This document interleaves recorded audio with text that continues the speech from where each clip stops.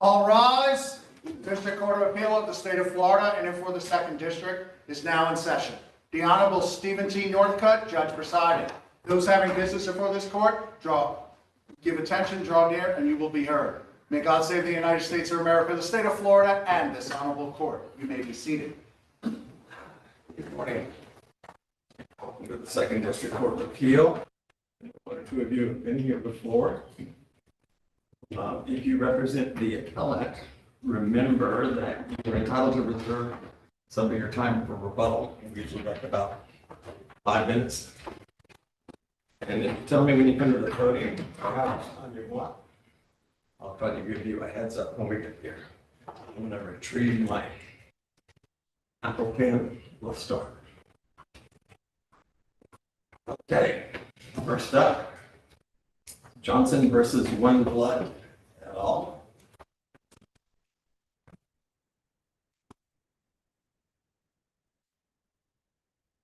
May it please the court. Joy Walford, representing appellants Rodney and Decker Johnson. I'd like to reserve 5 minutes for rebuttal. Sure. This is a non-final appeal of an order denying a motion to enforce settlement agreement.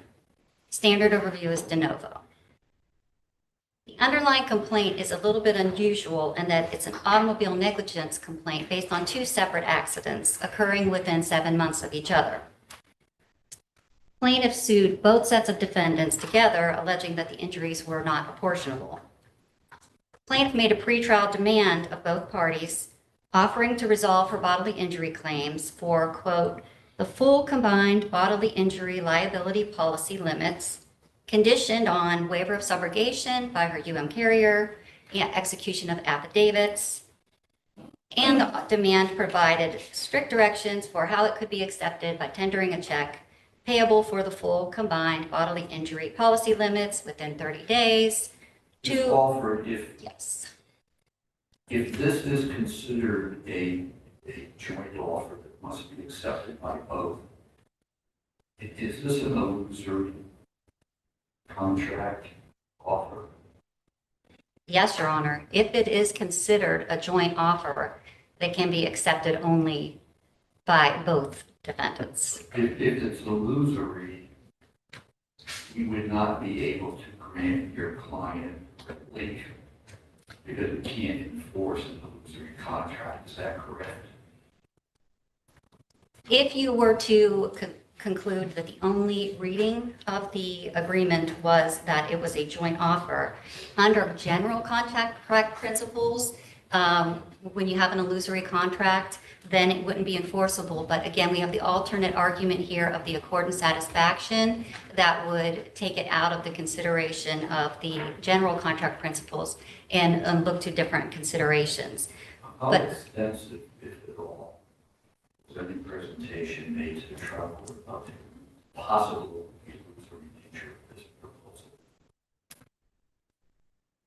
I would say that it's not expressly argued. It's a quick hearing, it's a telephonic hearing. Parties basically stuck to the motion, but I think it's implicit in any consideration of whether there's a valid offer is the argument all along was it couldn't be reasonably construed as an offer to both sets of defendants conditioned on each other settling because it's not reasonable. And that's really the point of this is where you go to contract interpretation, we really go to what a reasonable defendant, what the reasonable parties would have considered the demand to mean. And here, the only reasonable interpretation of the demand is that it was a separate offer for each defendant to analyze according to their own policy limits. But that's not the language that's... Yes, the language in the offer, the plaintiff does request the full combined bodily injury limits and does request a check for the full combined bodily injury liability policy limits. But the defendants, who are 2 separate tortfeasors, when they get this demand, it's not reasonable for them to think that the other tortfeasor can bind them somehow to a settlement agreement. So if this were a proposal for settlement under statute and the rule that they clearly would not be that. Correct, Your Honor. Yes, proposal for settlement. And the reason is because the big difference really is proposal for settlement are strictly construed because they're against the general principles that each party pays for their own fees. We're on contract principles, at least on this first issue. And the consideration again is what is a reasonable interpretation of the contract by the parties who would make it. Can I And ask you a question about the offer, so the Mhm. contract language? The term full combined bodily injury liability policy limits. That's really where most of the juice, right? For the argument that this is contingent on both accepting. Is it not a term of art in the sense that if only one of the defendants had propounded this and made the offer, would it be typical for that insurer to characterize the limits under a policy, a single policy, as full combined bodily injury policy, liability policy limits? yes, Your Honor, that's something that we see all the time because the combined policy limits would be the limit per person and the limit per incident, how it went here. So at worst, you got two reasonable interpretations of this? Absolutely, Your Honor. And it's even more unreasonable though, because the Johnson defendants took every action requested of them. So when they're looking at the demand, the question is, what can we do to settle this case? This isn't just an agree to enter into negotiations. This is a demand, Well, a formal demand. and help me remember the timeline. Mhm. The plaintiff's counsel deposits the check, it sits in the trust account. Mhm. The release is not forthcoming, but apparently Geico was sent on the hunt for it either. Mhm. And some period of time, weeks, months, goes by before this lawsuit is activated against Geico, right? Yes, the timeline is crucial. So there's an acceptance of the offer within 30 days with a letter sent from the Johnson defendants saying, I'm offering to tender the $100,000 in settlement of plaintiff's bodily injury claim. They tender the affidavit, they tender the check, they send proposed releases. Geico doesn't respond for a month. And then, or not Geico, the plaintiff doesn't respond for a month. And then Geico sends a letter asking about the execution of the releases to finalize a settlement. The letter itself says, we have reached a settlement agreement. How does plaintiff respond to this letter? 5 days later, she cashes the check for the settlement and deposits the funds into the trust account. Again, no release is tendered. So Geico sends another letter asking about the releases. In response to this letter, then opposing counsel calls Geico, and we've got this via sworn affidavit that was presented to the court, and asks and tells them, don't worry about it. This only thing we're waiting on to execute the releases is the subrogation waiver by the insurer. There's no suggestion at this point in time that they're challenging the existence of a settlement agreement, which was clearly before them, or they have a challenge to the releases, which incidentally were the very releases that they originally offered. And when all this is going on, the other insurer is not involved at all. Sitting to the sidelines, nobody's brought that person, that company in. Well, not that I'm aware of, Your Honor, except, Anything on record about what the other company was doing or what kind of communications there were between the other company and either yours or the plaintiff? there's no evidence regarding. One way or the other about anything. Correct. The only thing in the record is at the hearing, the court said, to the plaintiffs, why did you sit on the check? And the answer was there was hope that the One Blood defendants would settle, Yeah. not evidence. There was hope after the 30 days had passed. That Correct. they would settle, but it would clearly, that settlement wouldn't be according to the terms of this letter. That is correct. Just by virtue of the fact that it would be past 30 days. Yes, and that's one of the reasons we're arguing that the One Blood defendant settlement wasn't a material term here, because when the 30 days passed without them tendering the policy limits, plaintiff did not return the funds. Plaintiff kept the funds and reassured, actually, the Johnson defendants that there was a settlement agreement. Well, maybe. That's a little inaccurate. Throughout these transactions, the check was cashed, but it remained in counsel's trust account. That's So correct. it was never released to the plaintiff. Correct. The funds were, Perhaps that's an indication that, at least from the plaintiff's standpoint, they held out hope that one blood was going to resolve this, albeit outside a 30-day period. yes, Your Honor, from the plaintiff's standpoint, perhaps, but this indication was not communicated to the Johnson defendants.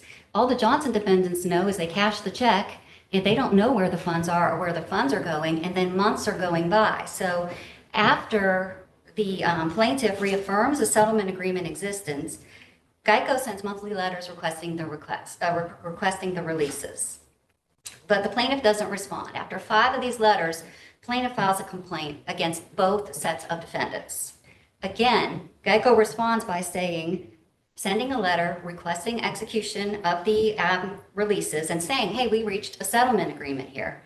It's only then, in April of 2023, this is 10 months after the acceptance, 9 months after the check is cashed, that the plaintiff indicates there wasn't a settlement agreement because the One Blood defendants didn't tender their full policy limits. This is the first evidence that the Johnson defendants heard that there wasn't a settlement agreement at all, and let alone that there was a problem with the One Blood defendants. If, given the language in this proposal, I'm curious to understand why someone from your client didn't contact someone from One Blood and get some sense as to what they're going to do with what appears to be a proposal that can only be satisfied by both insurers ponying up their max.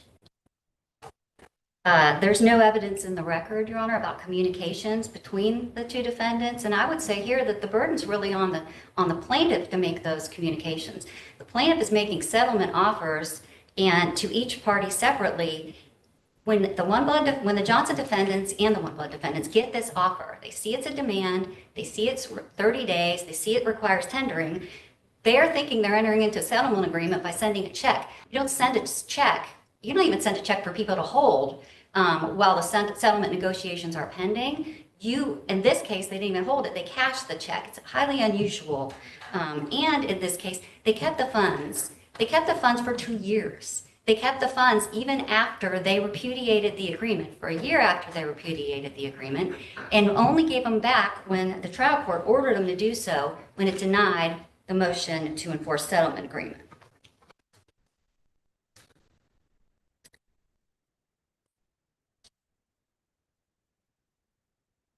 I guess in short, on the contract issue, the Johnson defendants took every action requested of them by the plaintiff in response to the demand and reasonably believed they were entering into a settlement agreement just based on the pure language of the demand by tendering the check and having the check cashed. Alternatively, if you don't agree that that created a settlement agreement, the Johnson defendants' acceptance letter and the plaintiff's response of taking the check, cashing the check, and not objecting created a settlement agreement via the doctrine of accord and satisfaction. This is an alternative way of creating a contract. What it is, accord and satisfaction, is a superseding agreement that takes the place of the others. There's a strong policy in favor of enforcing these types of contracts, and there's 2 elements. The parties must mutually intend to effect a settlement by entering into the superseding agreement, and then actual performance. Here, the acceptance was clearly the superseding agreement. Again, the acceptance doesn't mention the One Blood defendants. The acceptance says, I am offering to tender the $100,000 in settlement of plaintiff's bodily injury claim. If you don't believe that that's an acceptance of the demand under the terms of the demand, it clearly is a superseding agreement.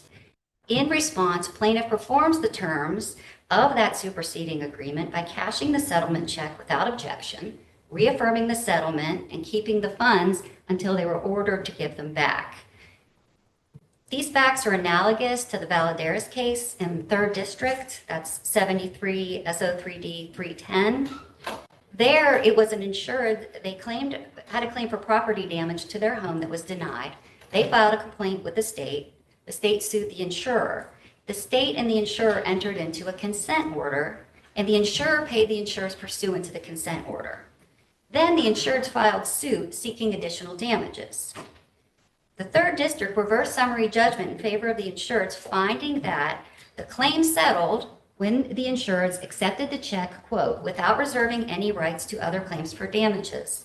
They said, quote, because the payment was intended to resolve the coverage dispute and was accepted without reservation, the payment was in accord and satisfaction. Once the insurers accepted the payment without reservations, they were not allowed to disclaim the settlement. That's precisely what Garcia is trying to do in this case. Another case right on point is the Fabric case from the 11th Circuit. This is 11th Circuit Court of Appeals in federal court, but they're interpreting Florida law. There, an insurer disputed the amount owed under the policy. The insurer issued a series of checks for what it thought was due. On the final check, it wrote, tendered in, quote, full and final payment.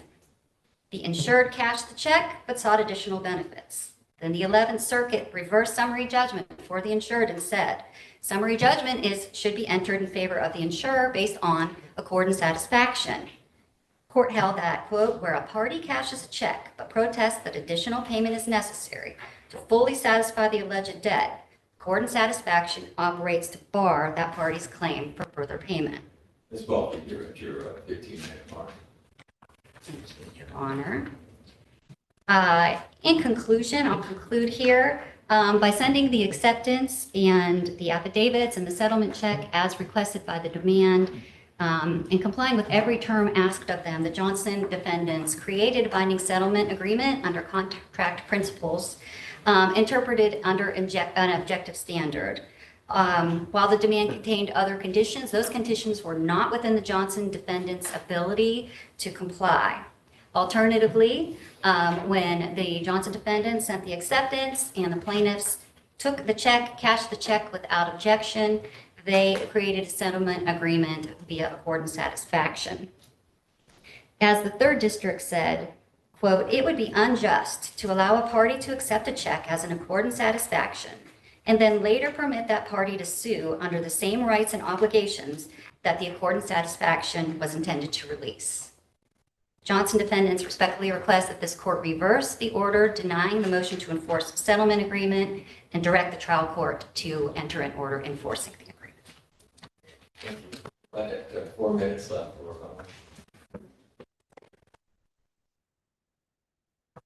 Good morning, Your Honors. Annabelle Majeski representing Ms. Garcia. I know that the style of the case starts with one blood, but. Well, and that's what's on my docket, so that's why I said. Yes, I know.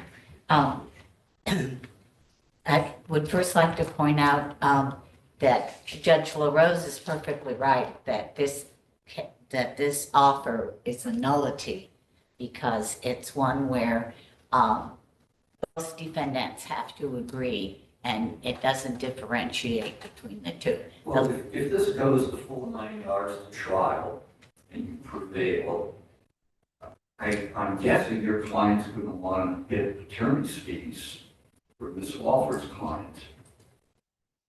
And that seems sort of odd to me because your clients have put them in a position where they can't settle.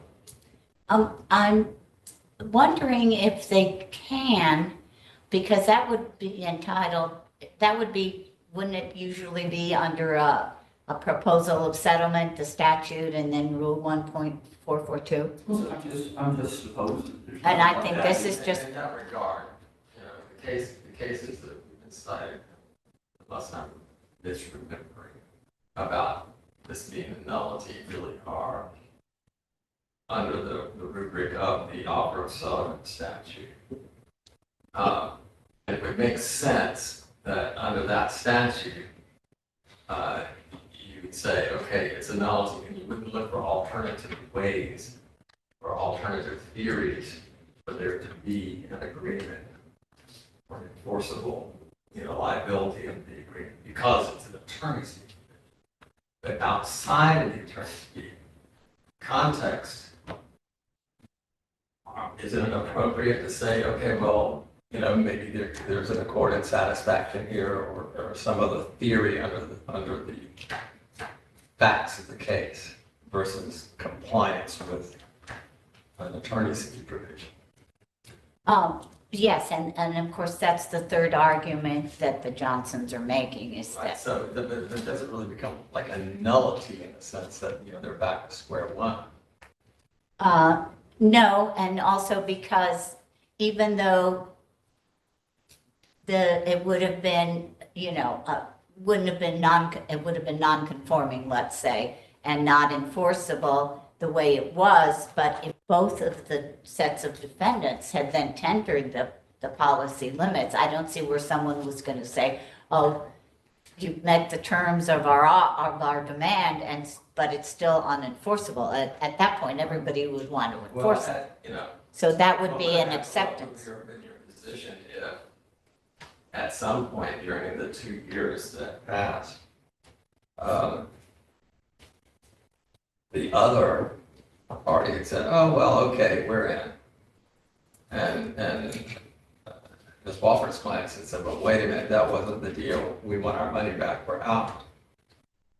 But then they would still The be, 30 days is over. They wanted a quick resolution to this. They tendered their limit, and complied with the 30-day demand, but the 30 days passed and the other side didn't participate, and now you're still holding onto the check and they're saying, look, wait a minute, what's going on here?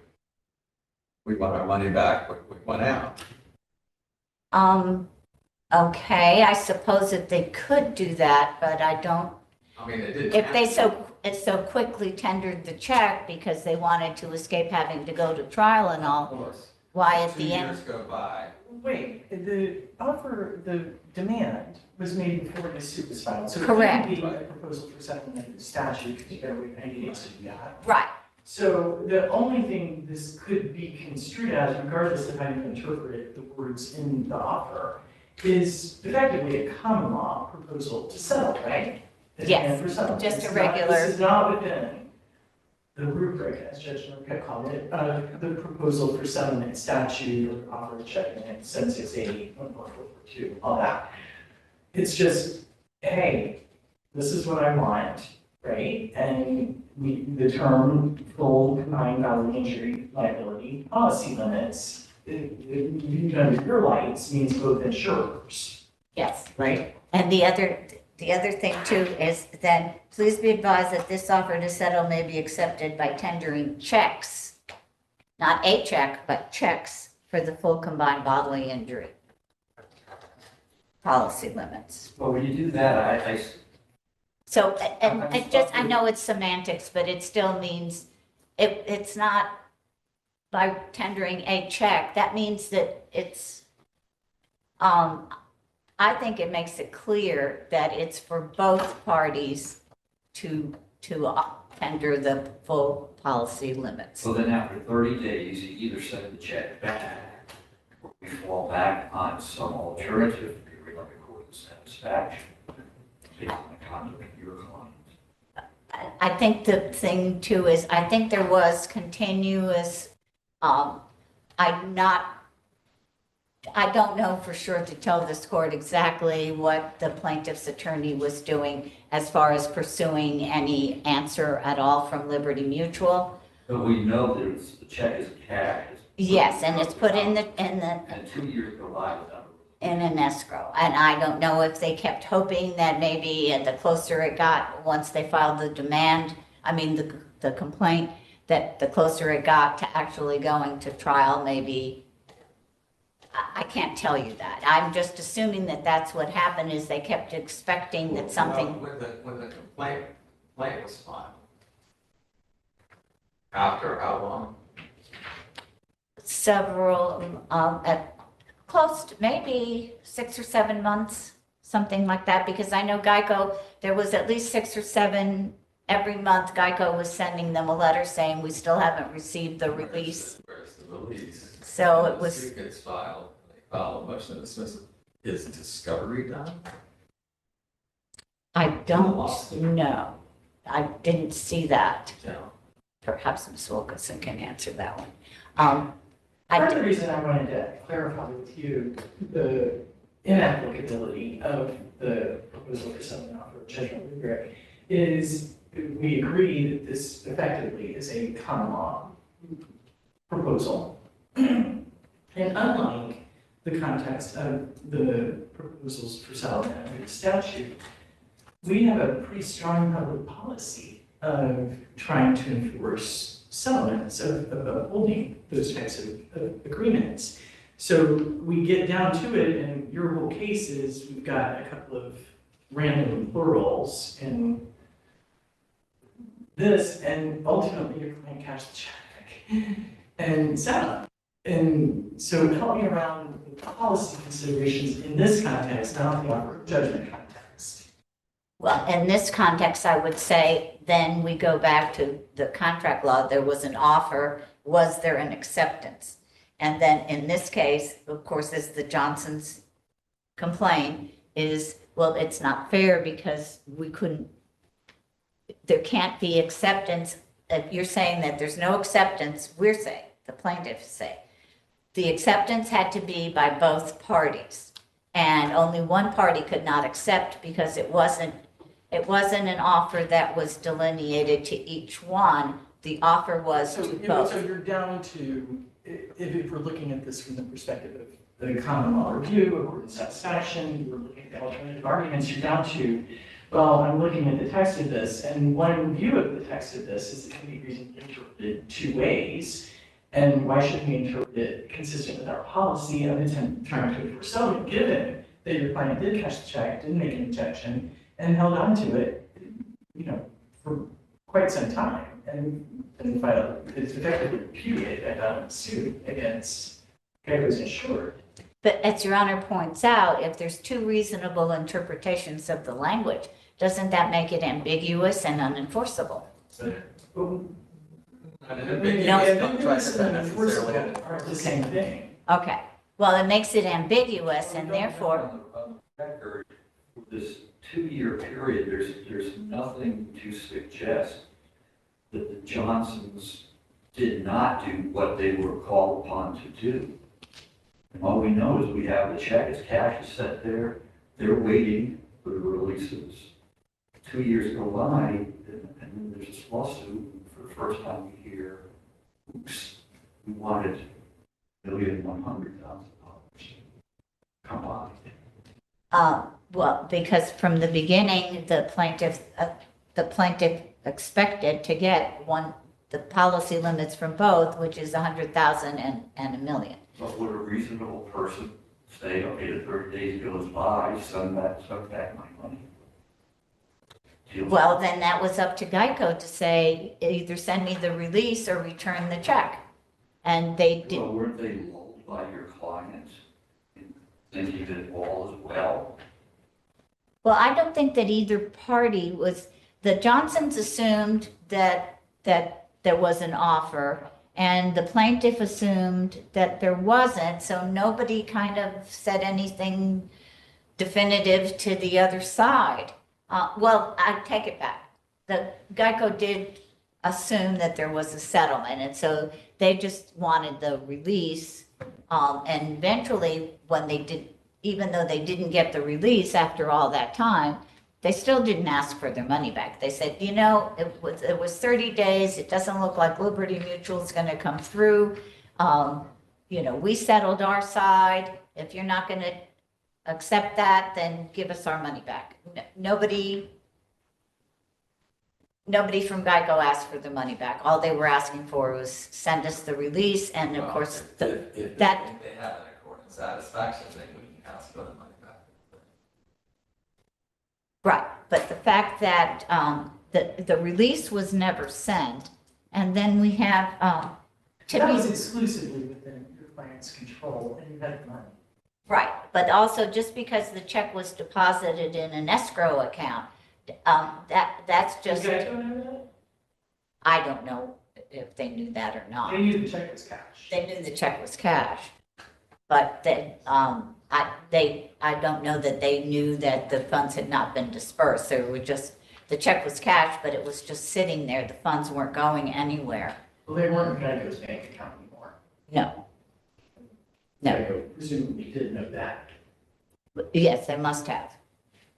but they still didn't say, okay, you've cashed the check, where's our release? You know, that just proves to us that you've accepted our, what could be even termed as a counteroffer of, even though you made the offer to both sets of defendants that and needed to comply, we're tendering our part, will you accept that and release us from the claims?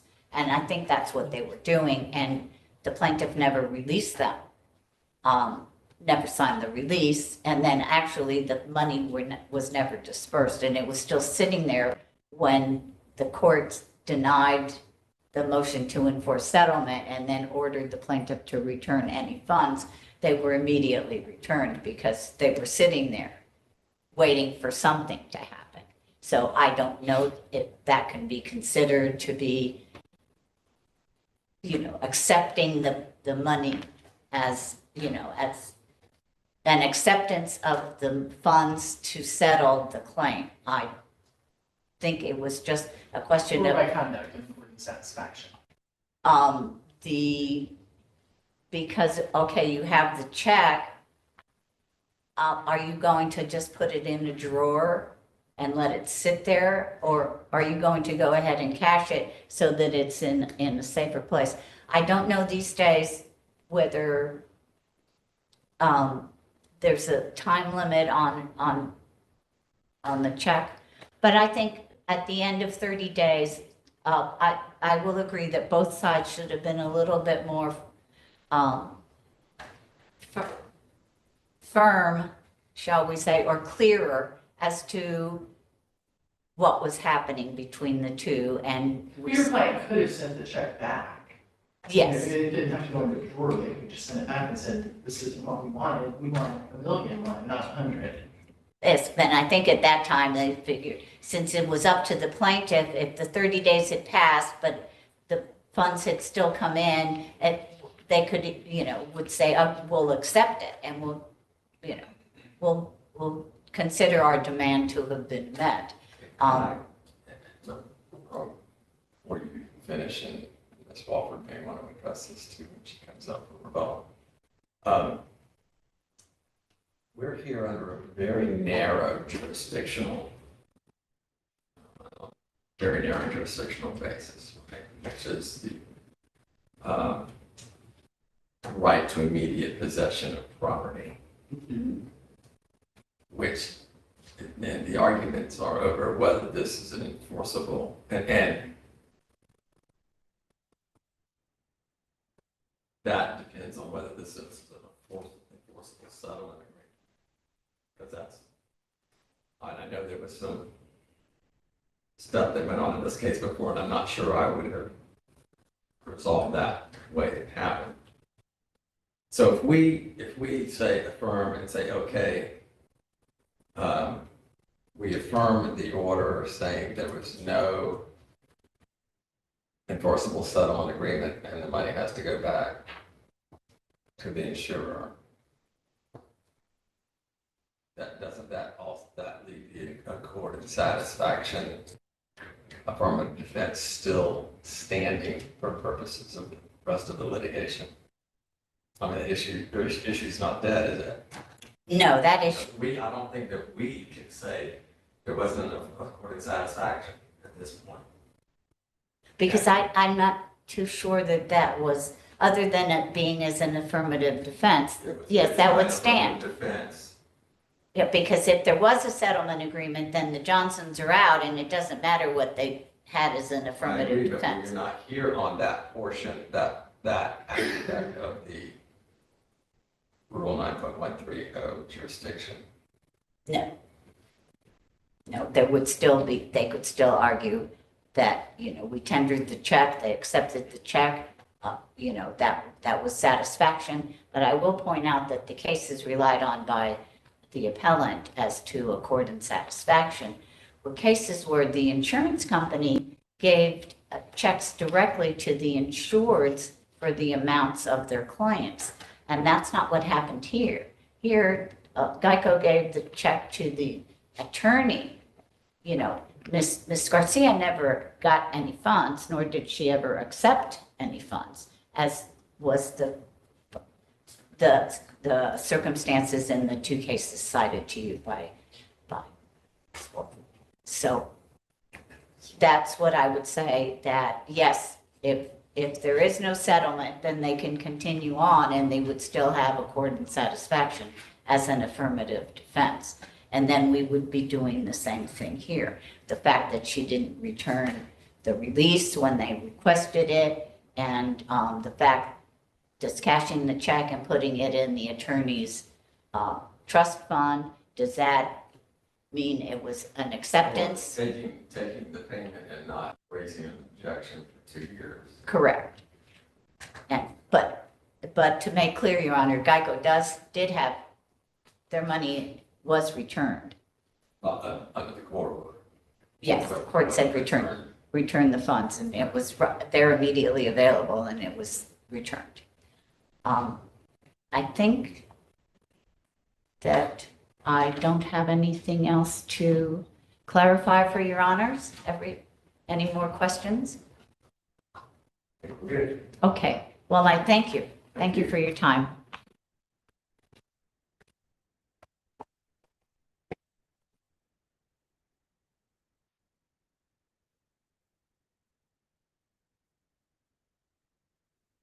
I'd like to start out by just emphasizing that there's no question here about the use of this demand as a proposal for settlement for purposes of attorney's fees.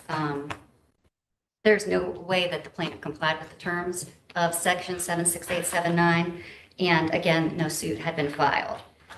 Judge, So the notion that this was not a valid contract under offer of settlement law really doesn't get us anywhere, correct?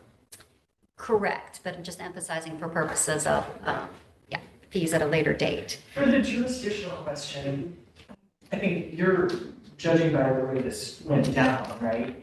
You went back, you wanted to have jurisdiction and you wished to go get an order that said deny enforcement, it's not a settlement agreement, and the other saw the power and the other. The way we established jurisdiction, at least provisionally, was on the immediate right to possession of property. And the order did direct the refund, the delivery of the $100,000. So that's the property we're talking about, right? Yes, And it was directly implicated. In other words, it's not an ethereal assumption we have to make, is it? correct, it was directly ordered. It's in the order. And I wasn't suggesting that we don't have the jurisdiction that we're under. I'm suggesting that we're limited in how far our ruling can go Well, to that part of the order. And that order, if I recall, didn't say, it said there was the motion to enforce the settlement agreement is denied. It didn't say there was no court of satisfaction. correct, it did not, although that was argued before the court Might have and been, but considered. I don't know that we could reach that under this jurisdiction. Well, I would suggest that this court has the absolute authority to reconsider the jurisdictional ruling at any time. And that is exactly how we proceeded when we filed the notice of appeal, because there is jurisdiction when the court determines. If we were to reconsider the jurisdictional ruling, because you file this under the provision that allows an interlocutory review of the orders on, they're determining there was no settlement agreement, correct? Correct. And the way this all came up is you, quite appropriately, filed a motion to relinquish so the court can fill that order in with the required findings or determination that as a matter of law, there was no settlement. So if we were to reconsider our ruling, would we relinquish jurisdiction for that purpose and then have it come back and do our thing? No, Your Honor, I don't think there's any need for that. I mean, generally that happens because the court's getting this on a cold record and you don't know exactly what the trial court did and what issues were before the trial court. Here, it's clear this was decided as a question of law.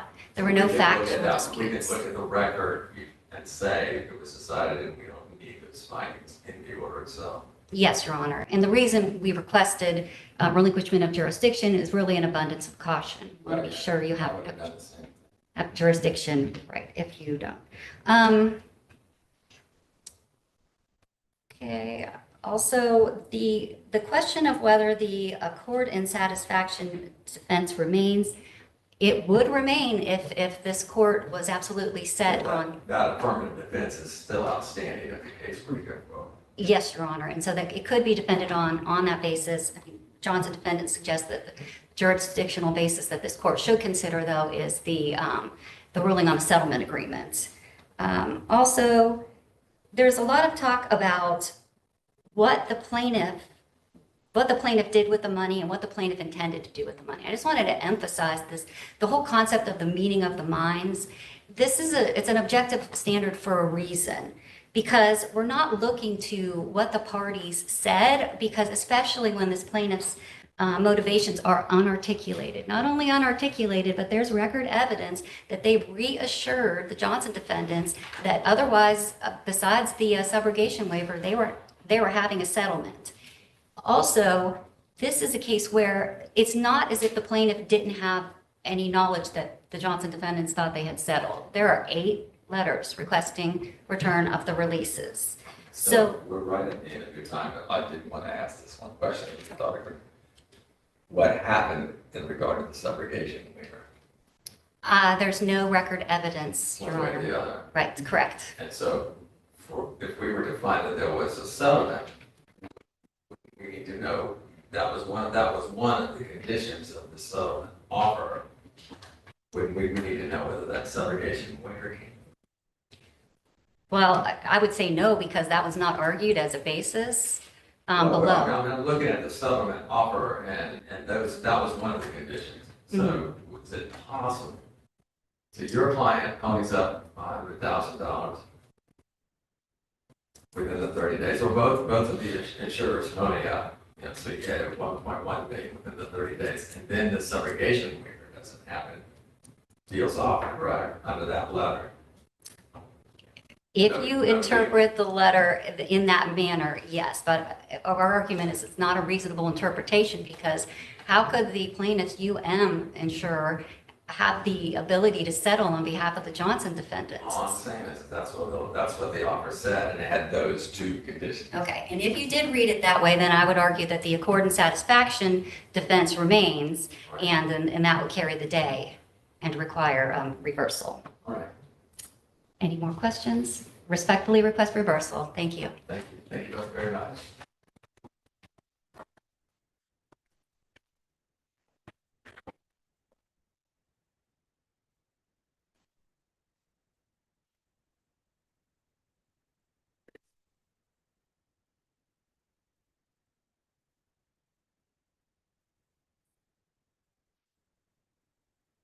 I'll take care of it. Yeah, I'm sure. It's not. I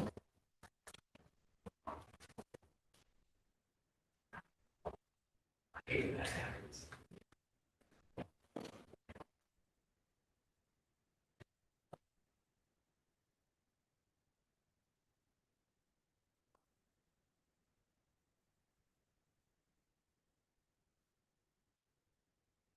Morning, Your Honor. May it please the court, my name is Robert Biasotti, and with my partner Brendan Vesley from the Florida appellate firm, we represent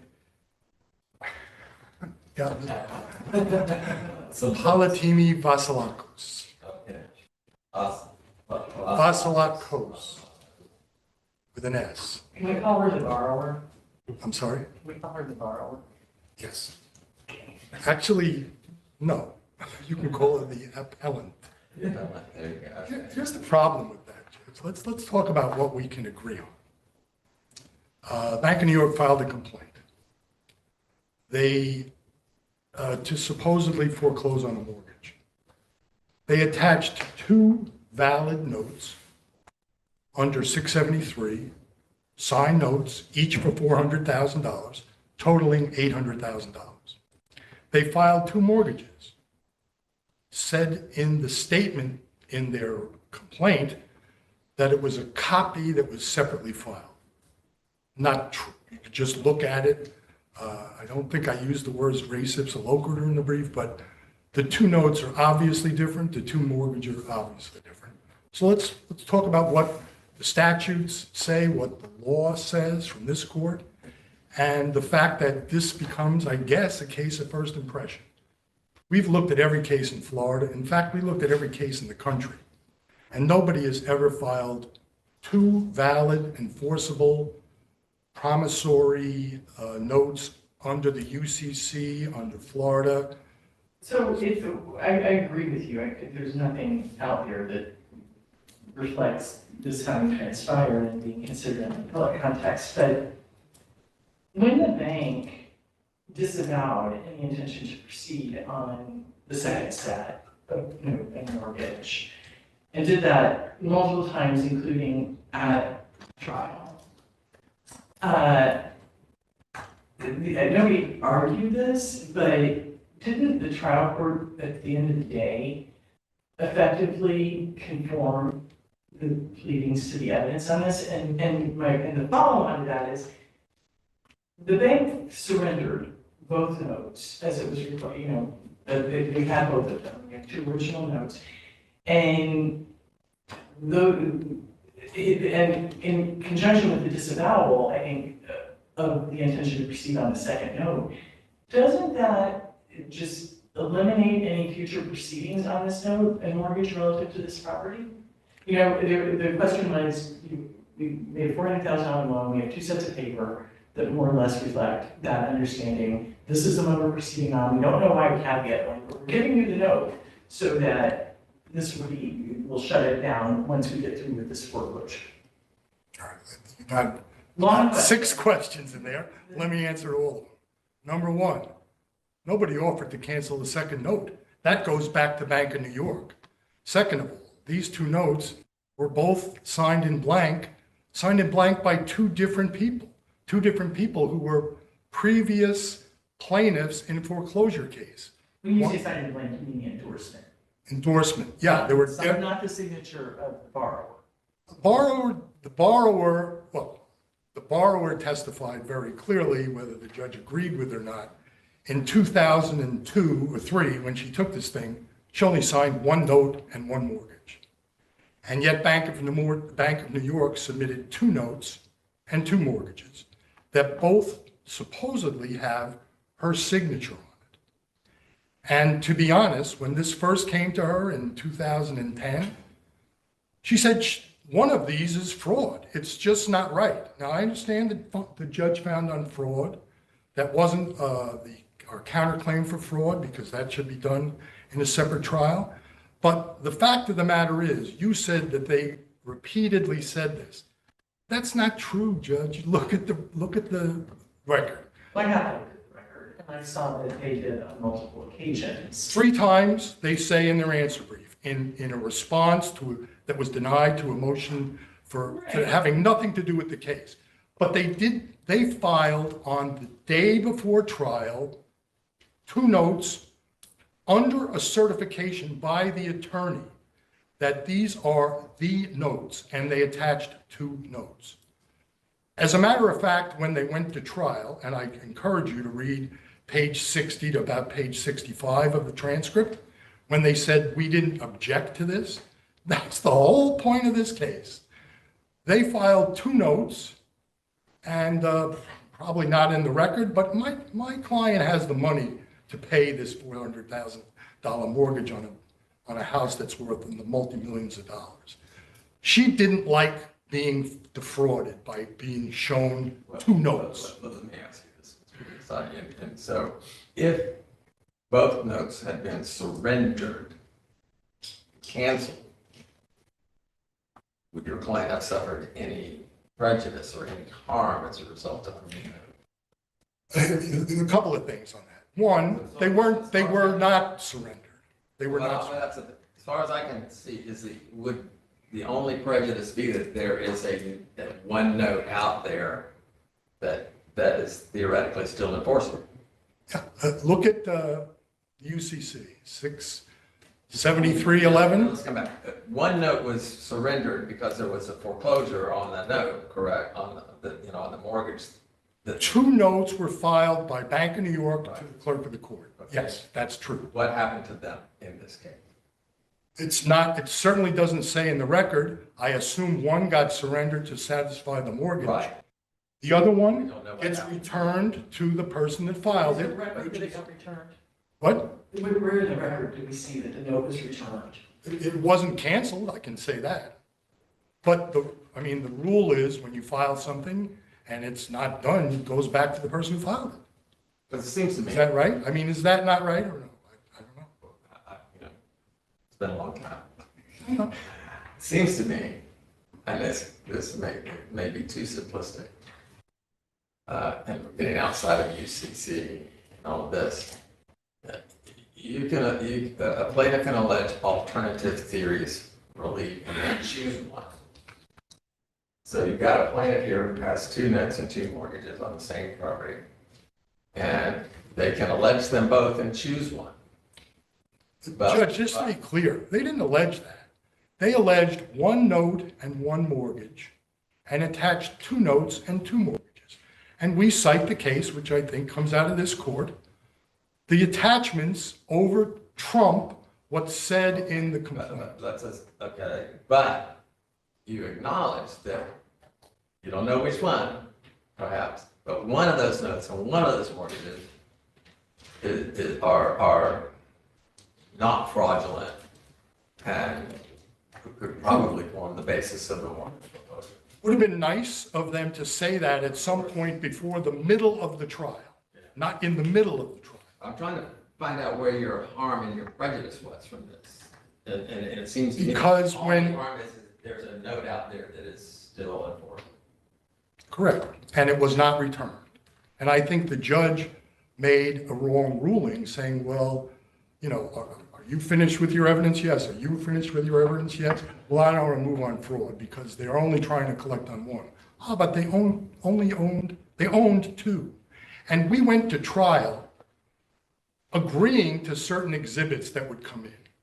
Well, before I ask my 6-mile question, the top of it was, can we view this and I'm sure, I think I know what your answer is, and your opponent will give me a different one, but why can't we view this as the trial court conforming to the Because, pleadings to the evidence? yeah, to be clear, first of all, you're basically rewriting the statutes that this court has ruled on bonk.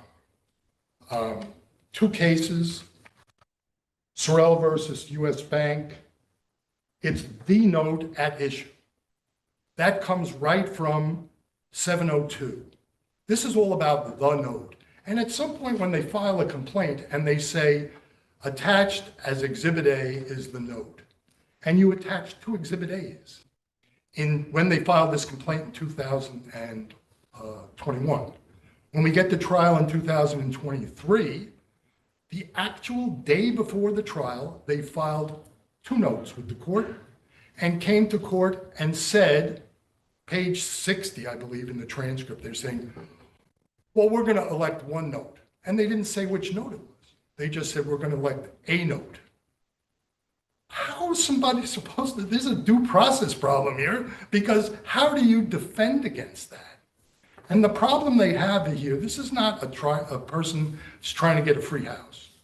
This is a situation created in this country for many years, and in this case, the reason they started suing in 2010, and they're still suing today on a mortgage foreclosure, is because there is a fraudulent note and a fraudulent mortgage.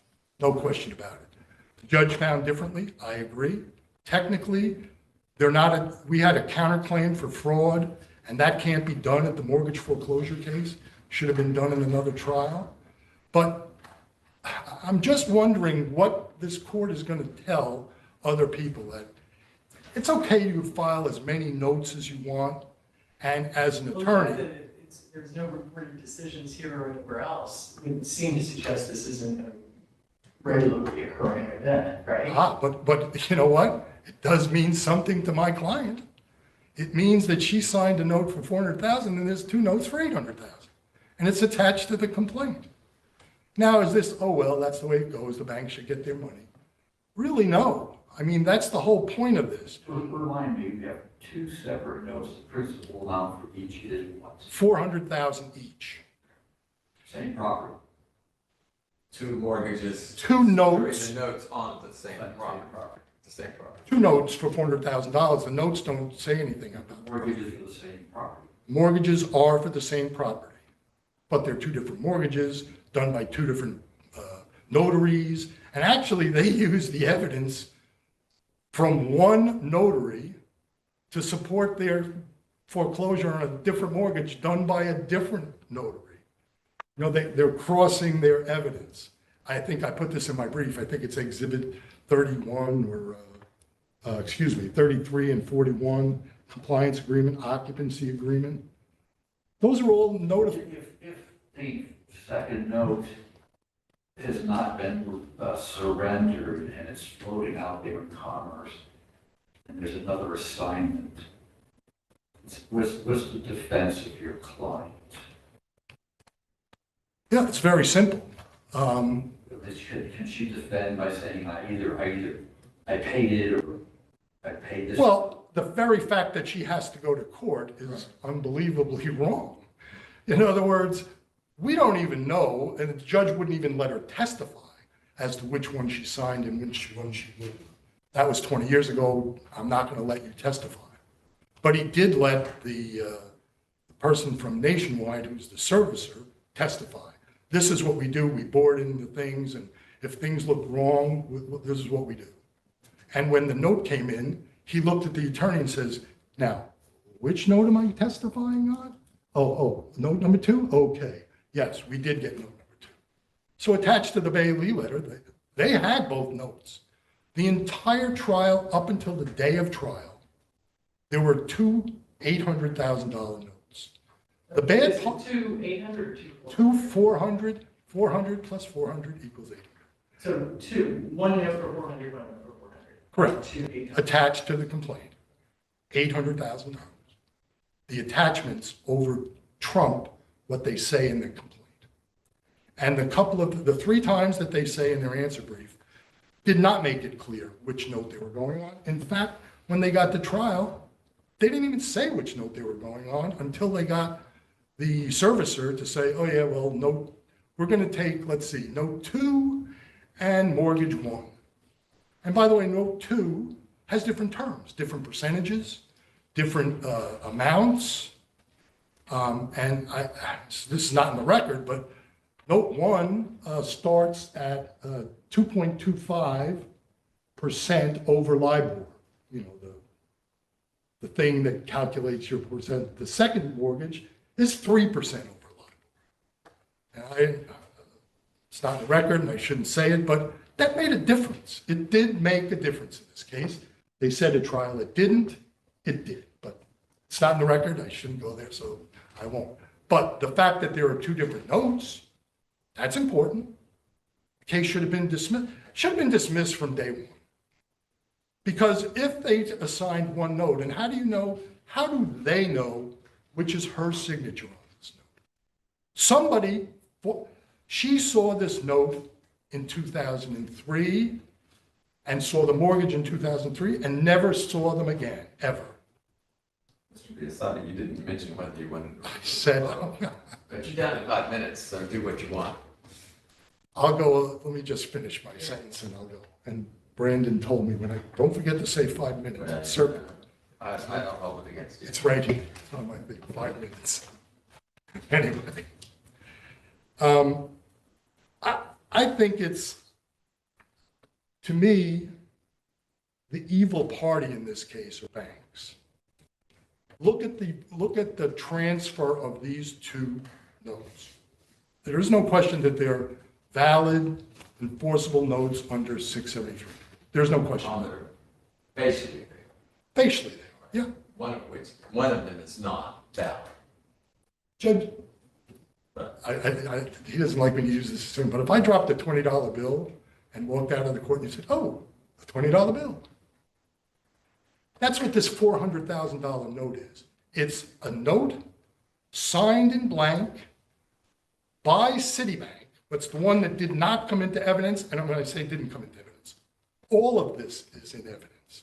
You can't conform the pleadings to the evidence when both notes came into evidence. This first note, which they didn't put in, we put in. We put into evidence his defense won. And we said, well, what about this? So you cannot conform the complaint to the evidence when the complaint says, no, Exhibit A, and there are two Exhibit A's. And that's the whole concept of 702, which is how to foreclose a mortgage. It says we're trying to streamline this. It should be the note and the mortgage. And all of the cases from this court and every court said, yeah, the note and the mortgage. I'll reserve the rest of my time for rebuttal. That's okay. Okay, yeah, right about 3 minutes. Get the Northcutt 3 minutes?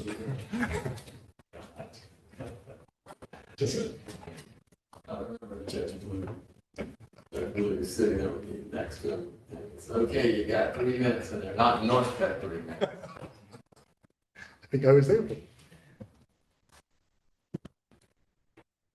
May it please the court, David Rosenberg on behalf of the Appellate Bank of New York Mellon. I'd like to start by talking about how my colleague paints my client as in this fraud and so on and so forth. But just two quick responses to that. One, You can get a little closer to your mic. yes, of course, Your Honor. So on. Is that better? I think so. So two quick responses to how my colleague paints my client. The first would be regarding this fraud and the alleged deception or criminal deception that is applied or imputed to my client's actions. And I just want to be clear, as was the trial court. The trial court specifically found that there was no fraud, that there was no criminal deception. The trial court made a point of noting that. I understand the court made that factual finding. What troubles me is you show up with two notes and you get to choose without not much of an evidentiary basis as to why you picked one as opposed to two. Oh, well, Your Honor, so there actually was an evidentiary basis for why we chose one. And that's because the payment details that we had matched only one of those notes. So one of those notes had an interest ceiling. The first year, the interest could adjust up to a maximum of 7% and then no greater than 11. That was a note that matched our payment records.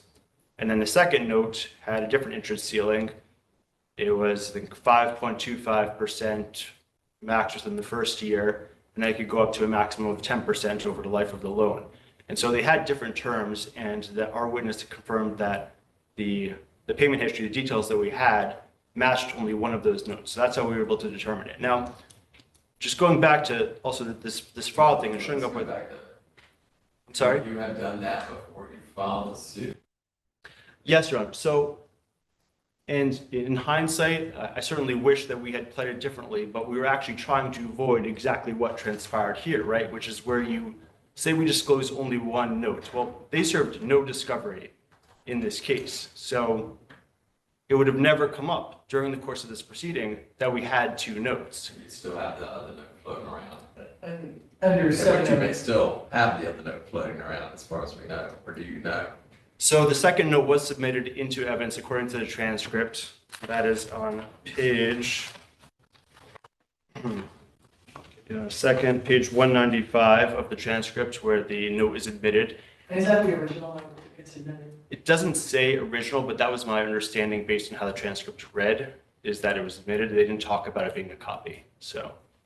And we did have the original second note in our possession, so that was my assumption based on how the transcript read.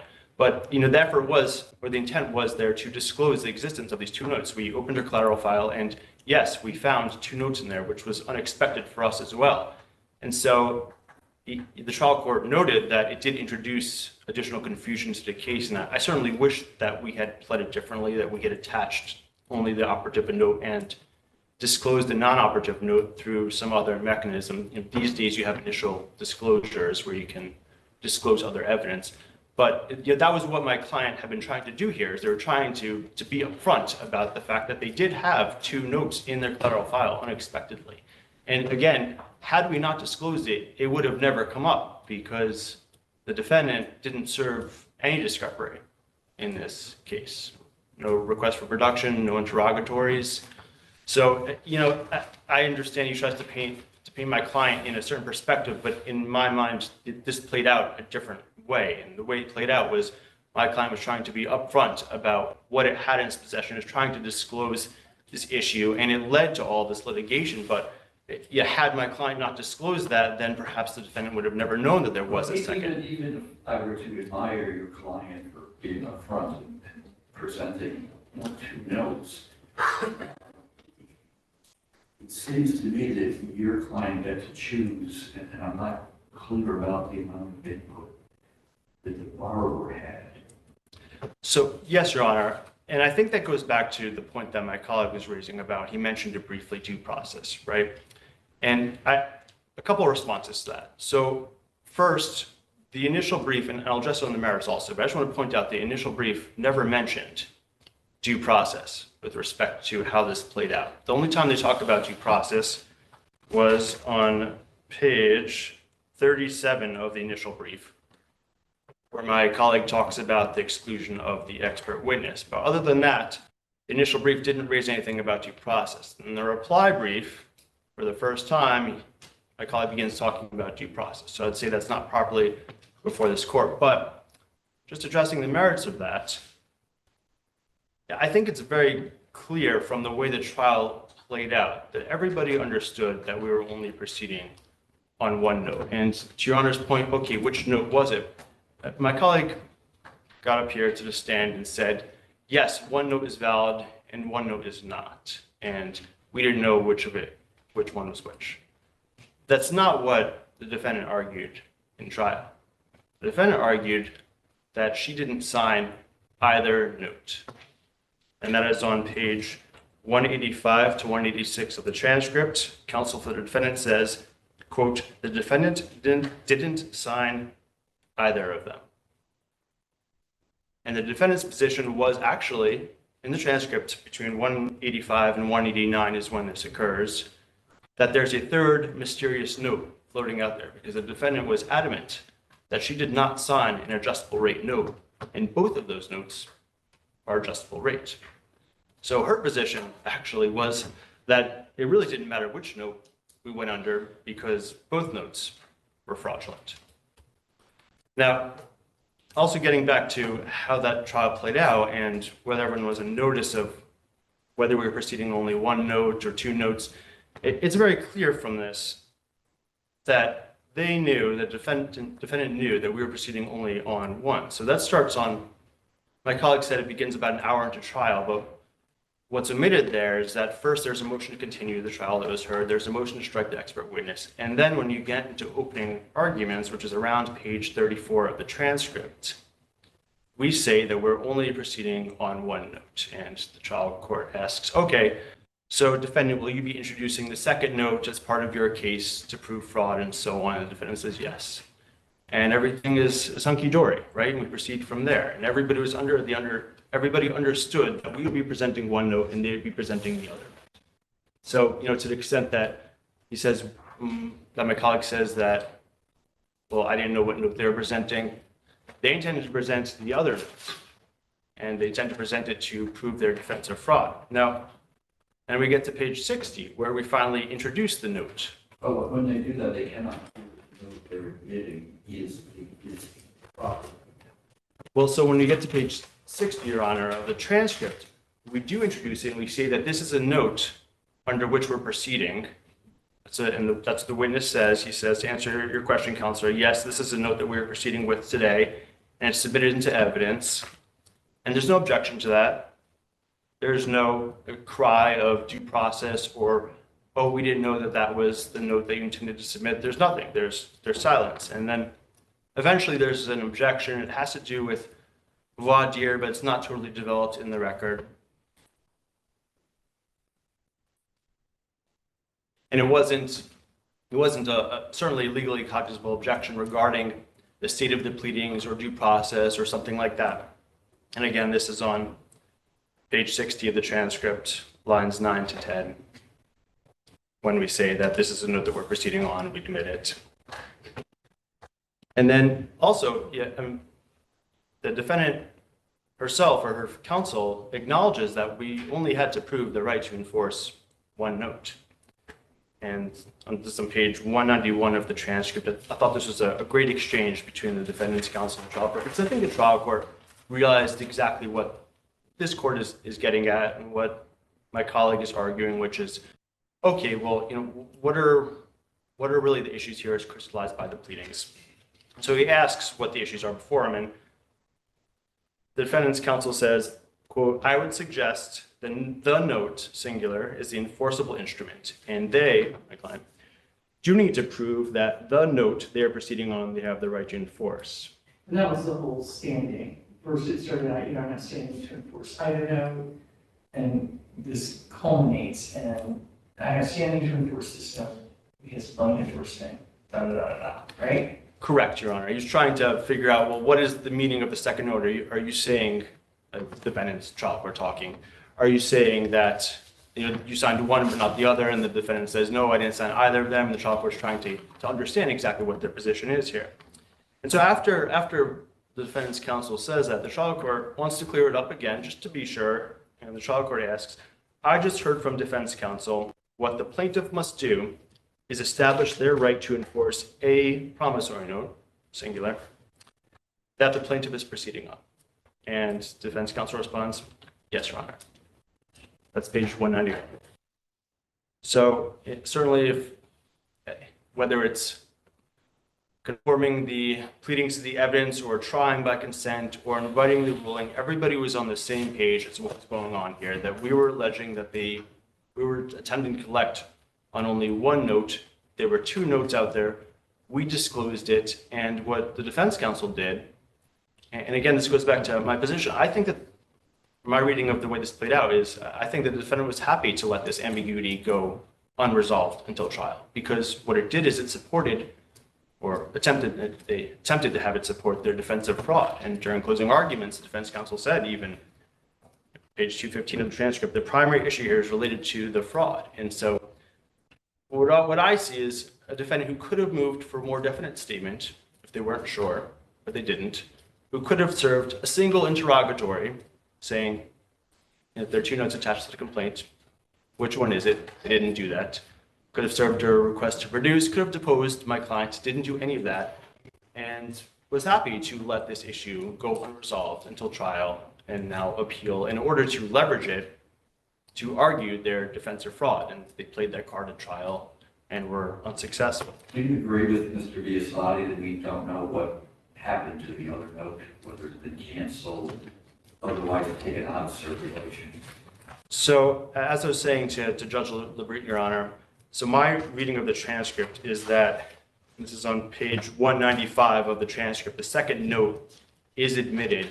They didn't say it was a copy. There wasn't talk about that. We did have both originals in our possession, both the original first note and the original second note. So my understanding is that it was submitted into evidence. I am not 100% sure on that. The transcript isn't totally clear, but I think that I don't know how someone would be able to enforce that, because going back to the point of how did we know which note was the correct one? Well, it matched up with our payment history, the details of our loan, how we processed it. If you were to try to enforce the second note, there would have to be a second loan out there, because you'd have to have, right? I mean, to foreclose on a mortgage, you have to have an agreement, but you also have to prove the amounts due and owing. And how are they going to prove the amounts due and owing without some sort of payment history or something like that? And that payment history would have to match up with second note. I mean, this is all, there's no evidence of that. I mean, this is, it's not, certainly not in the record, and I don't know exactly why there were two notes, but I imagine it was some issue with closing where the closing agent prepared a set of documents, realized there was an error, and instead of shredding those, accidentally returned them along with the corrected set of documents.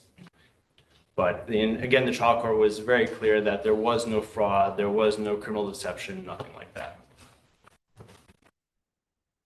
So let's see, I had another couple points. My colleague at one point said that his client wasn't allowed to testify regarding whether she signed the note or not.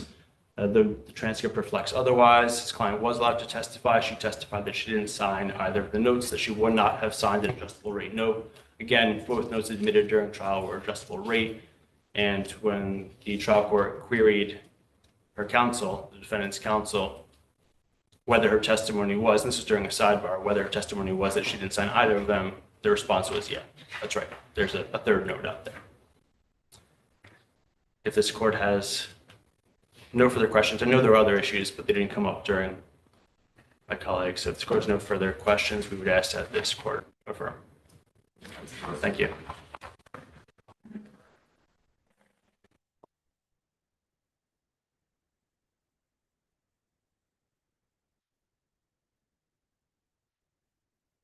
Please the court. Mr. Rosenberg and I have been against other appeals. This is the first appeal that their firm has done in this case. It was another case. We didn't need discovery. We had the record in the 2016 case where they submitted the same two mortgages. We didn't need to take a discovery. We had a certified, and they admit they had two valid notes. They admit that now. Did they move? Well, you know, it was very interesting that he just, well, you know, closing, they probably did this and they probably did that. The time to do that is before you file the complaint. Find out which one is the fraud and find out which one is not the fraud. And talk to the people that signed all of these assignments of the note, of which there are two different ones. One's assigned by 4 different people.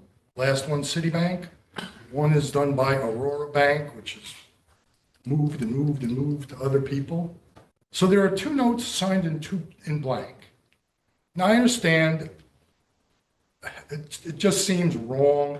Oh, this lady's going to get a free house. I'm sorry. It's wrong that banks don't take care of notes. It's wrong that they file 2 notes totally against this court's decision in Corrigan versus Bank of America en banc opinion, which talks about the note. Section 702.015. The note, the mortgage. You can't file a complaint that says attached to this complaint is Exhibit A. That's the note. And you attach 2 Exhibit A's. And then you file a certification under 702.0154. The attorney signs that. And they filed it the day before trial. You know, I was in a CLE thing for professionalism and said, well, don't you think that the bank should have decided which one of these is fraud and which one is not before they try to enforce them? And how do we, what's the point of taking their deposition when they filed 3 complaints? One by different attorneys, different plaintiffs' attorneys in 2010, 2016, 2021. These are excellent foreclosure attorneys. They're trying to sneak a new thing into this court, where every case always says the note and the mortgage. And they're making suggestions at oral arguments, stand up and say, well, you know, they probably signed them both and they didn't, you know, tear them up, and, you know, we should have canceled the note. Yeah, it would have been kind of great. If you file a note and you say this one's canceled, my client would go to the court and say, you've already canceled this. I'm good. You can't enforce this mortgage. Time is up, Mr. BSI. We'll stand on our arguments in the brief. I hope that this court will reverse and just tell attorneys that it's not okay to file 2 notes with a mortgage. Thank you. Thank you both. Thank you all. Take care. See you. That's all.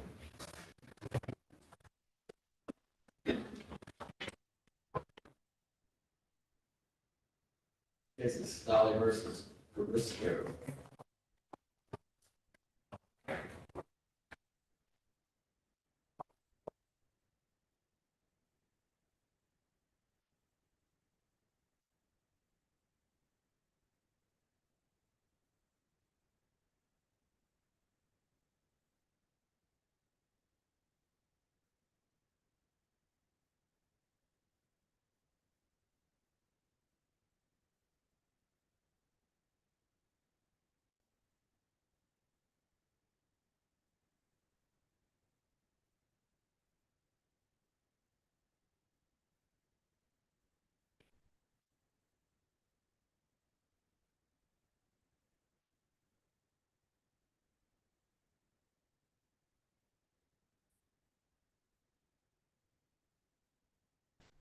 May it please the court. Michael Sasser on behalf of the petitioner. Your Honor, we have under review today a August 2024 order which effectively denied any right to discover any of the decedent's mental health records whatsoever, and also ordered for those records to be destroyed and stricken from the court file. The reason why we believe this rises and requires certiorari review is espoused in the Gia Cologne case from the second DCA and the cases that follow it, other second DCA cases, including the Bush-Ivo case and the Western League case. The effect of the court's order was to essentially strike, well, not essentially, in his own words, strike the records which should be discoverable from the court record. That would eliminate any ability for... What's being struck are the SSA documents, correct? Well, I believe there were portions of them that were identified as mental health related. I think Operation PAR, which is some sort of rehab or something. But as I read the record in the briefs, I come away with the notion that there are other medical records that would have a bearing on matters such as damages and life expectancy. I believe, yeah, in terms of medical records, but the question is about the discoverability and the admissibility of mental health records, which is clearly... It's not clear to me what mental health records, if any, are included in other medical records that I guess are available. Well, and I guess maybe Your Honor's heading toward a waiver issue, but the other medical records from my review did not address significantly any mental health treatment. So to my knowledge, these are the bulk of any mental health or treatment records. You know, the Russell and the Lowitz case talk about the discoverability of those records in a wrongful death context. And specifically, I know we mentioned life expectancy already, but, you know, Russell gets into the issues of health, a person's habits, and we believe that mental health records in the context of a wrongful death, in the context of a decedent, show or can show or reflect on the relationships of survivors. So it's not simply the life expectancy issue. Supposed in terms of life expectancy, though. I'm sorry? My understanding, as I read the materials, is that, you know, relationship with the survivor was not the point. The point was the ramifications of these alcohol abuse, basically, on his life expectancy. Well, I think that's what the plaintiff was harping on, life expectancy.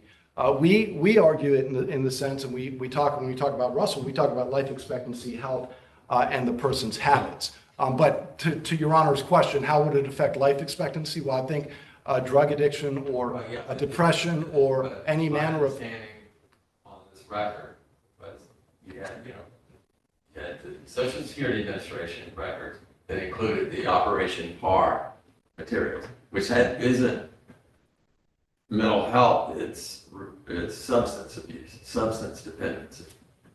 I believe that falls under psychologically under the DSM. All I'm saying is that's what it was. It wasn't generally the man was depressed or whatever it was. He had a dependency, substance abuse dependency. I can't say that. I don't know That's what's... what Operation PAR is about. And that, we know that from the testimony, at least to the plaintiff, that was years back. And you know, that the decedent had been successfully gone through rehab and been sober for, I don't know how many years now, but many years. I believe the representation is that the records go back 7 years before death, which would be when Miss Rachel Raines, his only daughter, would have been a teenager. So 13, 14. Don't you have a problem with it, you know, and I was kind of surprised you didn't address this in reply. With the federal regulations about disclosing these materials? In what manner is it the court's belief they that... can't be disclosed and they can't be basically used in any way? Not even when relevant, not even when subject to court proceedings? Doesn't have a relevancy exception. And the respondents raised this in their response to your petition for cert, and you didn't address it in reply. Well, I thought it was fairly clear under both the federal and the state law and the state statutes and the state precedent before this court that that information is discoverable. And it can, therefore, it can be disclosed. No state can override these records. I mean, and of course, we do have the supremacy clause. So I don't read the federal regulations the same way, or the same to limit the discovery. That would probably apply to medical records as well. So, and the request under the state, under the federal law was not made until after they were disclosed. So it's too late at that point. But I mean, I guess if we're saying that medical records or mental health records can never be disclosed in a court case, that's certainly. That's not, we're talking about substance abuse records. Okay. I didn't know what they were, which is why they were disclosed under seal. And I think our briefing reflects that. They were looked at, I think, August 8th, and then categorized and then sent to the court. And I believe, by the way, that's still part of the lower court's purview to further rule on any of these issues, which I think you're bringing up, Your Honor. You have also an issue about, you have to show that your inability to defend the case has been eviscerated. Well, I think if we don't know the scope of the records, we can't talk to the jury about that. We don't know how the evidence would have impacted them or their decision making. We don't know how. But does that eviscerate your defense, eviscerate your ability to defend the case? It significantly impairs it. Yes, I believe it significantly impairs it in accordance with the precedent that's come out of this court in Westerbeek and Jekyllone and so forth. And that's part of it. We don't know what's out there. We don't know what's in the records. We don't know how it might affect a jury's consideration. We don't know how it might affect how a jury views the relationship of the parties or growing up during these teen years, as Your Honor mentioned. And the effect of the court order would be to permanently deprive that right. So there's no way to put the cat back in the bag, as it were.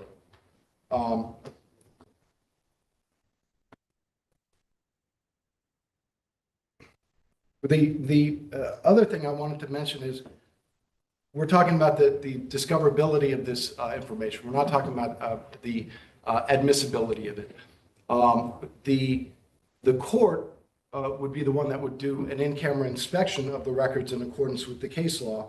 And a thing that I think has maybe, and it is mentioned in the briefs, but it's not really been addressed, is the concept of whether there's been any kind of waiver on these issues. Because in Ms. Rain's first deposition taken before any SSA records were released whatsoever, she mentions the PAR briefly, the PAR treatment briefly on one page of her deposition. The records, or part of the records, have also been filed with this court and with the lower court, and we believe there's been a subject matter waiver of any privilege as well. As I'm reading the federal law, it doesn't seem to be a waivable privilege. It seems to be a prohibition against any sort of use or disclosure. So, I'm sorry, and Your Honor hasn't read the records, but apparently you've got some familiarity of what would be in these records, the PAR records? Well, yeah, I mean, it's all over the briefs that the Social Security Administration records included PAR treatment records. Sure, but I don't know what's in those. Notwithstanding the limitation of the order permitting release. Sure, but we don't know what's in those records, which I think is part of the point. So.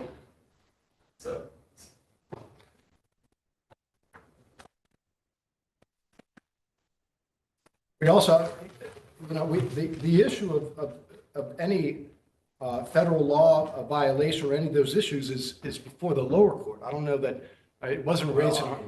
any issue of law would also be before this court too, would it not? This court would, I yes. mean, it was raised in response to your petition. Well, I thought we had addressed and we had provided our moving papers in our supplemental appendix where we had briefed that in depth. So I apologize that nothing more was added other than the 16-page brief that we provided to the lower court addressing these issues. But again, I don't think that this supplants the entirety of either Florida precedent, case law, or statutory law as it concerns mental health treatment, whether that mental health is in the form of depression, anxiety, or alcohol addiction or otherwise. Well, here's one quote this from the feds. No state law may either authorize or compel any use or disclosure prohibited by the regulations in this part.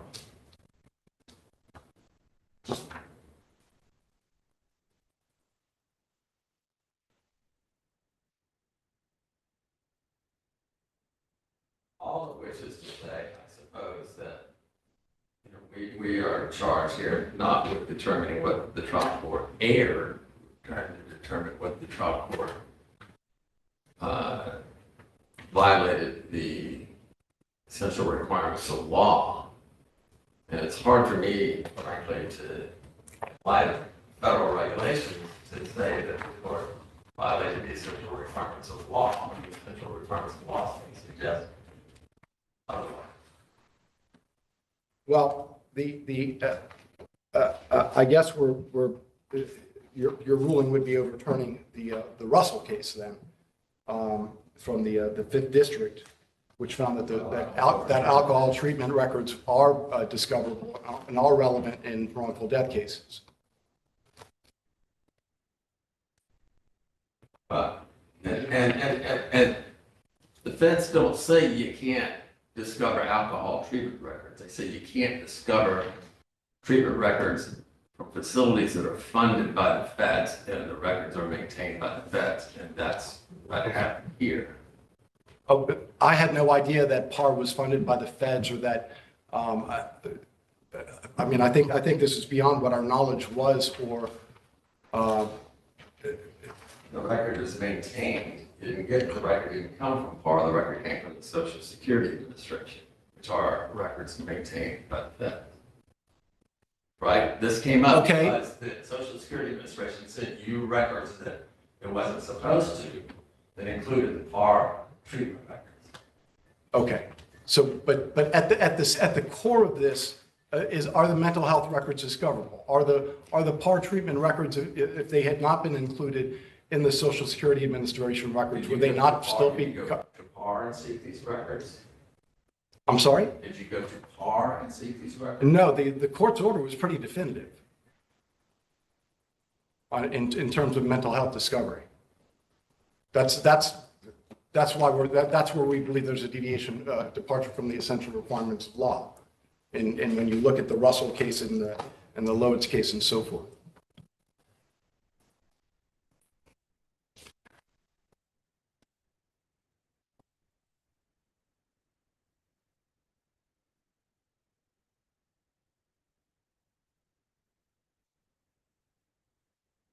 I guess before disclosing the records to counsel and to the court, we should have researched who PAR was and the possible interplay of these. But we thought we were following an appropriate procedure, and I think the lower court has agreed with us thus far as well, that to disclose them under seal and for in-camera review, we believe was a proper procedure to follow in this case. Successor, you didn't mention what you wanted to reserve your brother. You're closing in on it. Sure. Let me. I apologize for that. I meant to reserve 4 minutes. Necessary. Yeah, 4 minutes. Thank you. And again, to summarize, we think the information that is being sought, mental health information, is discoverable in wrongful death actions. We think it does affect, or can affect anyway, multiple issues in a proceeding. We agree that discovery should be limited, and it should be regulated by the trial court, by the trial judges, who should conduct in-camera inspection of such records.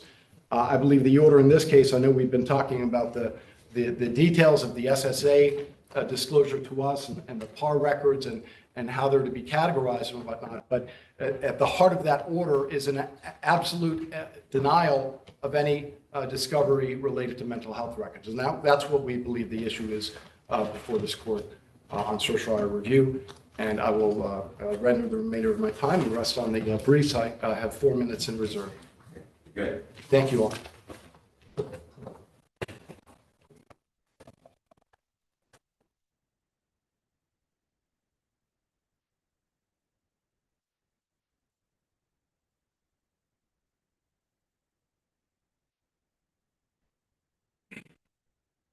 Please the court. Good morning. Scott Arthur on behalf of the respondent, Julianne Garisto, as personal representative of the estate of Christian Rains. Petitioner cannot satisfy the criteria necessary to invoke this court's certiorari jurisdiction to compel the trial court to conduct an in-camera inspection for a number of reasons, including the petitioner cannot establish irreparable harm. The petitioner failed to comply with the procedural and substantive requirements of controlling federal law, and the records relate to treatment, which was remote in time from the death of Mr. Rains. And as the court points out, there were nearly 2,000 pages of medical records available that were proximate in time to the death for the defense to be able to evaluate Mr. Rains' life expectancy.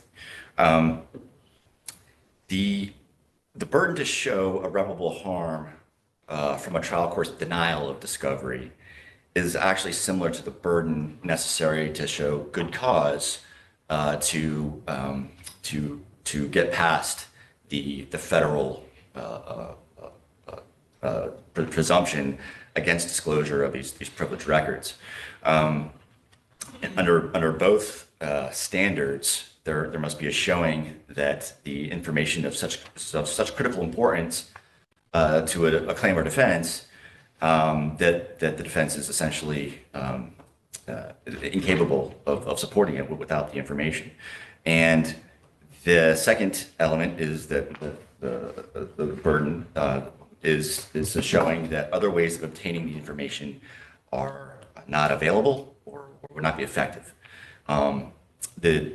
The appellant in this case has not met the burden as either one of those elements. The damages sought in this case are solely for the survivor's mental pain and suffering. There's no claim for loss of net accumulations, loss of support and services. No economic damages were made here. So all of the evidence necessary to evaluate that mental pain and suffering claim is available to the defense in this case. We've talked about all the medical records to evaluate Mr. Rains' life expectancy. In addition to that, petitioner possesses all of the surviving daughter's mental health records to evaluate her mental pain and suffering damages. Mr. Rains' mental pain and suffering, he doesn't have any. He's deceased. So the federally protected, privileged substance abuse treatment records are simply not relevant to the issues in this case. And at the very least, Well, there's they might be relevant, but I guess the question Right.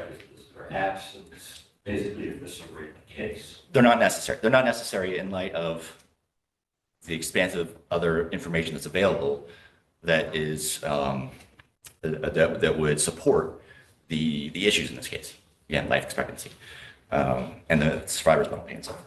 So, in fact, as the court points out, the petitioner has not even attempted to address the burden to compel the federally protected records. They've provided no explanation as to how these records are of such critical importance to the issues in this case. And they've not addressed, why the information can't be obtained from other sources. They've also failed to follow the procedural requirements necessary to compel federally protected substance abuse treatment program information.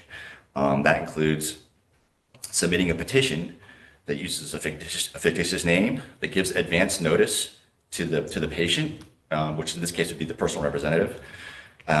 Here, they had the records for 70 days before we were even notified of their existence, and we were notified in the form of their filing them under seal with the court, along with their motion for clarification. So they didn't provide us with advance notice before filing any papers to try to compel these records. So they violated the procedural requirements. They didn't address the substantive requirements.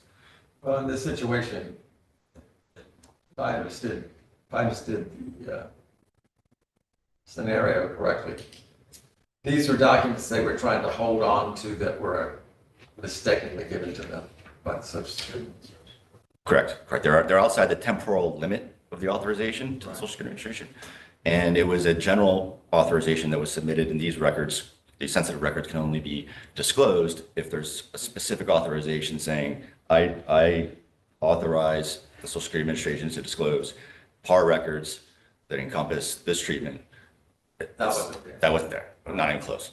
And he was, the decedent was receiving SSI, applied for SSI, is that Correct. SSI, he was disability benefits that were purely based on physical impairments and not based at all on mental health issues.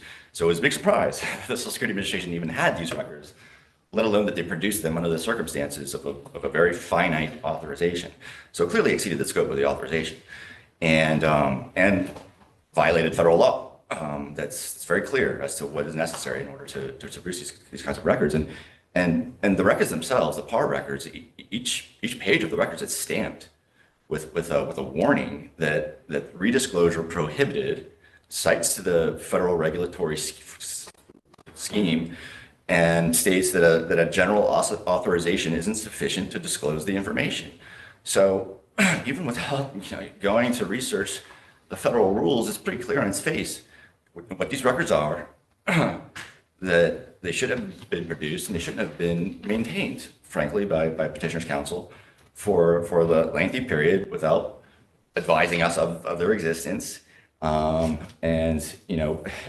that there were at least a subset of mental health records that the Social Security Administration produced that were reviewed by petitioner's counsel, and in fact, used information from that in the survivor's updated deposition, unbeknownst to us that they had these records, unbeknownst to us where these questions were coming from.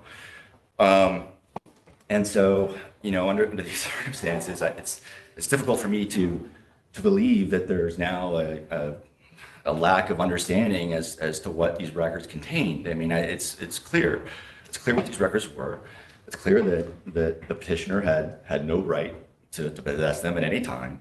It's clear that they've failed to meet the burden to both procedural and substantive to overcome the federal privilege, which is a very strong privilege. Courts across the nation have uniformly recognized it as a very strong privilege, including the 5th DCA here in Florida. So, and even setting the federal privilege aside, the court would have been well within its discretion to deny discovery of 7.5 to 8-year-old mental health records, substance abuse records. The authority cited by petitioner to that an in-camera review is appropriate and necessary relating to mental health care records. Well, that's necessary if you're going to compel them, but if you're going to protect them, there's no authority that's been cited, and I'm aware of none, that says the court needs to conduct an in-camera review before protecting the privilege. Not in the case of Russell. Right. So Russell was a grant of a petition for cert to quash an order permitting access to the records.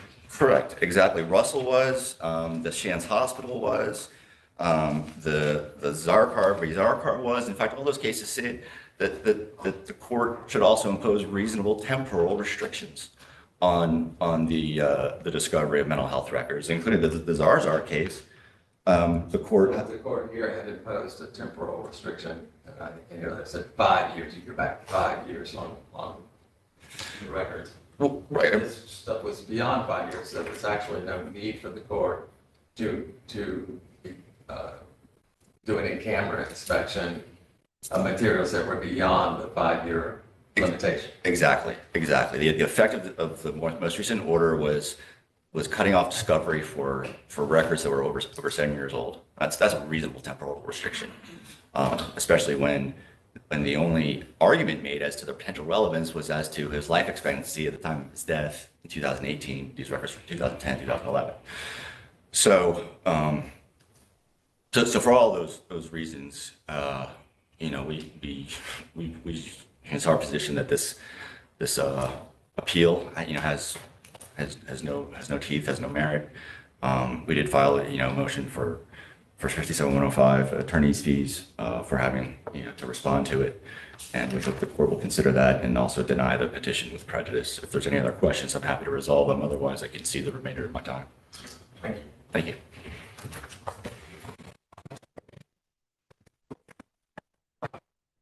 Very briefly. Yes, and hopefully I won't take that long. Very briefly, the irreparable harm lies in not knowing what's in the records or how they might affect the future of the case or the trial of the case or deliberations in the case. The order initially entered, we've been through 3 judges. They've made slightly conflicting rulings. In fact, in November of 2022, you'll note that respondents bring up in their brief that the court ordered that it would follow the Russell case and that it would conduct an in-camera inspection of any mental health records. And that can be found, I believe it's page 14 of their brief. The limitation that was put in place in March of 22, so 8 months or so before the November 22 hearing when a different judge said, I would look at the records and I'd look at them in camera, was 10 years as to CMS, Medicare, Medicaid, and then 5 years as to the Social Security file for whatever was in the file at the time. Again, the ruling does not exactly make sense why you would allow 10 years in the same order, allow 10 years on the one hand from one federal agency and then 5 years of whatever's on file with another agency. But that's what the court did. And in response to the authorization, a proper authorization from the plaintiff, the records were ultimately produced, and Your Honors read that there was a long time before any records were produced whatsoever. And then what they did, what the Social Security Administration did, was include whatever records were in their file, presumably from the 2013-2018 timeframe, but that would include presumably records that they had relied on. So I'm not sure that there. We talk about an inadvertent disclosure from SSA, but I'm not sure what they were supposed to do. If you're supposed to produce records from your file pertinent to this 5-year time frame, 2013 to 2018, and yet your decision making, your what's going on in that file relies on the full content of it, which in this case apparently included some records from 2011 or 2012. We don't think that's the issue there. We think that the reasonable time frame would be 10 years. We believe that the trial court should be the gatekeeper of that and should have conducted an in-camera inspection. And the last thing I'll say, because I did have a chance to look back at the 42 USC 290, the portion of the code that deals with this, is that it does allow for redisclosure in accordance with HIPAA. So if it's for a HIPAA purpose and it's done in a manner that complies with HIPAA, and I believe that can be found at 42 USC 290 DD-2, that provided they're redisclosed in accordance with HIPAA, that is permissible. So I'm not sure entirely that there has been a violation of that aspect of the law either. If we look at, and again, that's a 2020 amendment, which I believe was in force at the time of this to that particular portion of the code. And I'll enter my time and thank you all again. Thank you both very much.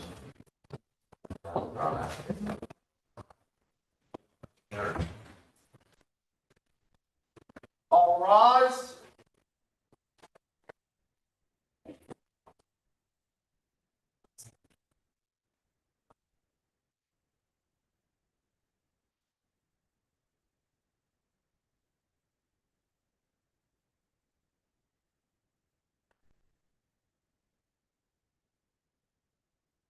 Thank you. Travel safely. Thank you. Thank you.